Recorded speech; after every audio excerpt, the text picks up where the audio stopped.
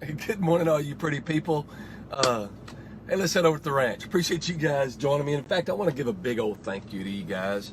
Um, this was just kind of a kinky little idea I had about doing this Ranch Road deal. And it was something I kept asking my wife about. I said, could I just not be a little bit more productive going back and forth to the ranch and use that time to kind of expand my spiritual gift, I guess you could say, of working with people and helping people with their horses and their horsemanship. And she said, no, you ought to try it and see how it works. Well, you guys have really solidified the idea in my mind that this was a good idea. I can't begin to thank you guys enough for riding with me over to the ranch every day, and the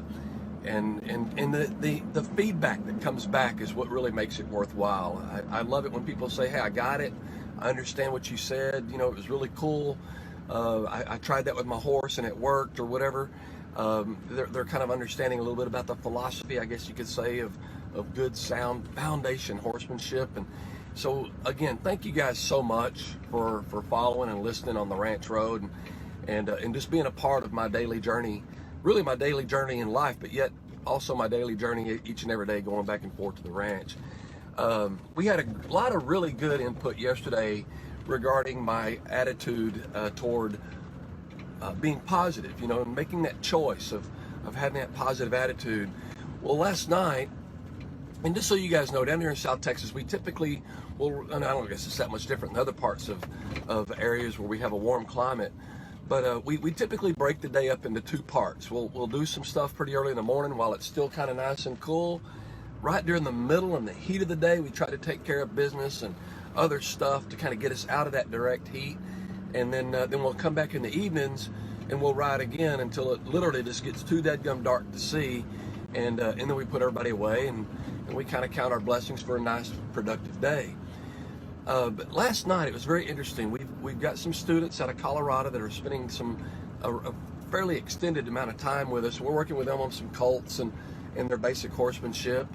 And last night I could just tell that two of them were just having a little bit of frustration issues. And one of them even admitted, he says, man, I'm just feeling frustrated. Yesterday was such a good day on this colt, and today I'm just not getting that same result. It just doesn't seem as good. I'm just frustrated.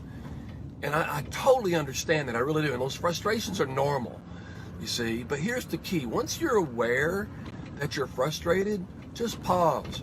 And here's what I do. I mean, sometimes I do it out loud and sometimes I do it quiet. I appreciate that frustration, and I pause and I just say, thank you, Lord, for the reminder. And then I choose a different thought. I choose to look at that situation slightly different. And in this situation, I just said, well, look, what are you frustrated about? Well, the horse is just not doing nearly as good as he did yesterday. So I understand that. And I said, that's good that you're aware of it. But now that you're aware of that, the colt, what the colt really did was tell you where he needs help. You see, whenever somebody comes to us and they need our help, and if we can help them, we're always very happy to do so, aren't we? So you see, that's the only way horses sometimes have a way of communicating to us that they need help with something, when they're not as successful at what it is that we're trying to achieve with them. But see, their lack of success is really a direct reflection of our inability to communicate. So really, the horse did the fella a great favor yesterday. He says, you know what? You really need to work on that outside rein. You really need to work on that outside leg. I'm not fully understanding what you're communicating there whenever we speed up and get into a canter, you see. So what the horse did was just lay it on the table and said, look, how can I help you help me? And gosh, I'm telling you, that's a key to really good, sound horsemanship, is just listening to what that horse is telling you where they need help, and then being humble enough to stop off what your plan is at that moment and helping that horse through that step. You see, when you help that horse through that step, you'll learn that you'll take that next step bigger, better, smoother, quieter, more relaxed. The more relaxed those horses are in their learning, the faster we progress. And that's such a difficult thing for some folks to learn, especially those young up-and-coming horsemen that just really shoot high and have high aspirations. And I tell you, I appreciate that. It's great to have high goals and to set really high standards for yourself.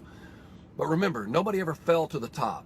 Sometimes you got to work hard and struggle slow to get to where you want to be.